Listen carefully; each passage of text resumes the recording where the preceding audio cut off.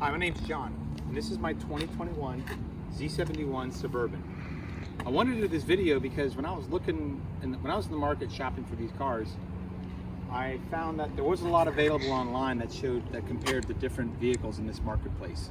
Plenty of vehicles and plenty of videos out there that show you all the little details on all these vehicles, but nothing that really talked about, as a consumer, somebody who is going to be using this thing, what's going to be the best value and going to be the most suitable for me. So that's why I'm doing this video. Hopefully it helps you out. I'll do the best I can to kind of explain the methodology that I went into to buy this vehicle. Okay, so let me talk about the things that I was looking at, and I'm going to kind of give you took a couple notes on the different vehicles out there to help you understand what I was looking at. Okay, so the 2021 Suburban. Let me give you some of the quick specs on it. It's 365 horsepower, 380 pounds of torque. Gas mileage in the four-wheel drive in the Suburban is 1719 city and highway. The length is a little bit longer than the last year's 225.7 inches. Some of the big improvements are the cargo. We'll talk about comparing the cargo on these different cars. So this total cargo on this is 144.7 cubic inches. Now when you compare that to the Expedition Max, you're talking 121. So fair amount of difference there. And then the Sequoia, we're talking 120. The Tahoe is about 122.9, so it's actually bigger than the Expedition Max if you weren't aware of that. So cargo was important to me. So because the previous model, we're going to go back and take a look at the cargo area here. I'm going to explain to you some of the things that really made this vehicle stand out for me. So the cargo room in this vehicle exceeds everything in the market. There's nothing you're going to find that's bigger in this class of vehicle. Now, if you purchased a Tahoe, you're going to get about 14 less inches. You're going to be cutting off your cargo space here aft, so you're not going to get any of that. And if you remember the prior years, I mean, you're getting like this much space. It was really behind the third row. The cargo space was completely unusable. I just say, unless you want to put an umbrella back there. So that was what I liked about this vehicle. The Expedition Max, while it's bigger, it's probably another 2 inches bigger than the Tahoe. It really, I think for the money, you're getting all best bang for your buck in this vehicle. So that was one of the cargo capacity, right? Let's talk about some of the other things I like about this vehicle. I got the Z71 because I really like the off-road capability. That was one of my metrics I was looking at. So we're talking value is the first thing. What you're getting for your money. The second thing I was looking at was the capability of the vehicle, then the capacity. This kind of fits all those for me. So I got the off-road version. I could take the skiing. We live near the beach. We could take it out on the beach if we wanted to. Probably won't, but we could. It's got all the room for my family. I got 3 kids, my dogs, and I feel like those other cars, while they are great vehicles in their own regard, they don't give as much as this vehicle is going to give me as far as all the different options. Okay, so let's talk about the Expedition Max, because that was really our first choice when we were looking at vehicles. I rightfully liked the Ford. We really wanted to look at the Ford, and that was kind of our first place we went. So things I didn't like about it, well, it's got a pretty powerful engine with 365 horsepower and 470 foot-pounds of torque. I wasn't really keen on this 3.5 liter EcoBoost V6. I was, concerned about this. I mean, it's new technology.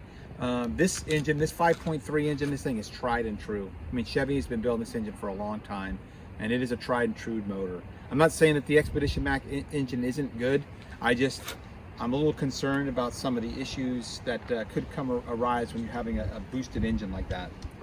The towing capacity. The towing capacity of the Expedition Max is 6,600 pounds. On the Suburban here, the towing capacity of this is 7,800 pounds. So you're getting better towing capacity. It's a larger vehicle, so you're getting more cargo space. And when you look inside this vehicle, I think that Chevrolet did a fantastic job with the fit, finish, and quality. I love the color. I love the way everything is laid out. The one thing that's kind of odd, and I'll show you on the other side, is how you change into park and drive.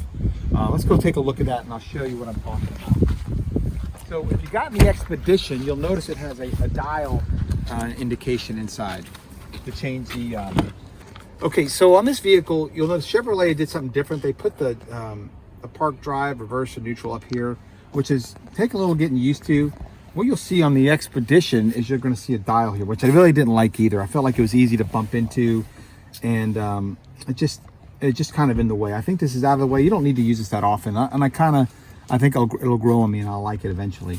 So again, back to the interior fit and finish. Look how clean this interior is. They got great stitching at the faux with all the chrome. I think it's really done well. It's got a very nice interior. I'm really impressed with it. I'll step back out and we'll look about the other things I was thinking of. Okay, so we talked about the towing capacity, we talked about the engine, we talked about the capacity. Let's talk about the price a little bit.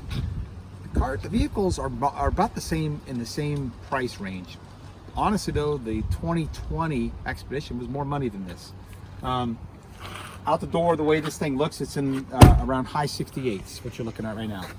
And it's got the air ride suspension, the magnetic suspension, it's got the panoramic sunroof, it's really got the towing kit, all the things you really need, the entertainment system in the back, which I wasn't going to be able to get with the Ford. So another thing, I have kids, it came to the wireless headsets, and I thought that was a nice add-on, and really for the money you're getting more vehicle. So the other vehicle, honestly, this is the first American car I've ever owned. I'm a Toyota guy. I've owned Toyotas my whole life, and this will be the first time I'm driving a Chevy product. You may ask me, well, why didn't I buy a Sequoia? Well, the Sequoia is right now it's an inferior vehicle. I think it's a very reliable car, but I think it's an old style. It's been in the marketplace as is for over 10 years. It's a much smaller cargo capacity, and I think it's just it's time for that vehicle to be changed. So really I wasn't in the market for it because of all those things. Okay, let's talk about the interior a little bit more, because I want to explain some of the things that I liked about this Suburban. More legroom than you're going to get in the other vehicles. You can put these seats down automatically. You can do it either from here or you can do it from the back.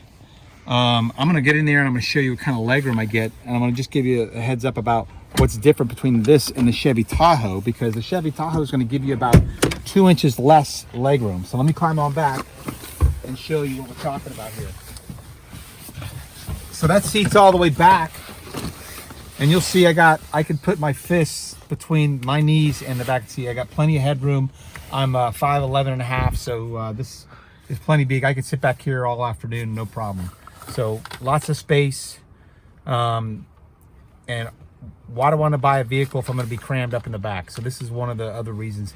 The other vehicles are smaller. Both the Expedition and the Tahoe and the Sequoia, all of them, you're going to have less legroom in the back.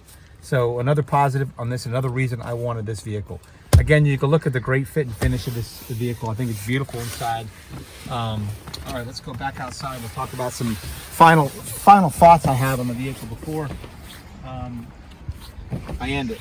Okay, so let's just recap here. Value. I think for the money, you're getting a great vehicle. I love the styling of this. It's brand new 2021 styling. The styling is fantastic. Not that I didn't like the Expedition styling, but I think it was getting a little, I think it came out in 2018, the Expedition styling. But I really love what they've done here. The Z71 to me is beautiful. Chevrolet did an amazing job. Again, I've never owned an American car, so hopefully I have a good experience with this. So it's styling, value, we talked about that. We talked about cargo capacity. We talked about the different powertrains, towing capacity, and all those things. Talked about the capability. They're all four-wheel drive, so you're really going to get the same thing with all of them.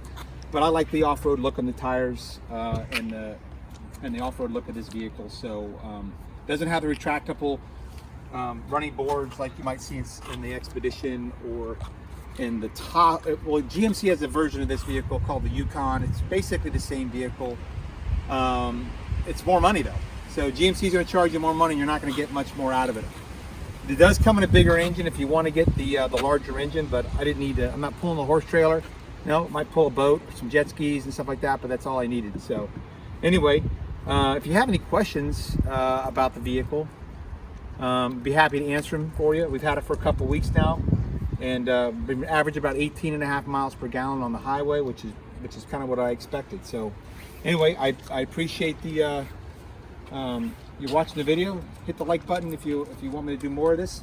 and I'll do another review here in maybe a month and give you all the details about what I think of it after a month of ownership. So, hey, thanks a lot. Have a great day.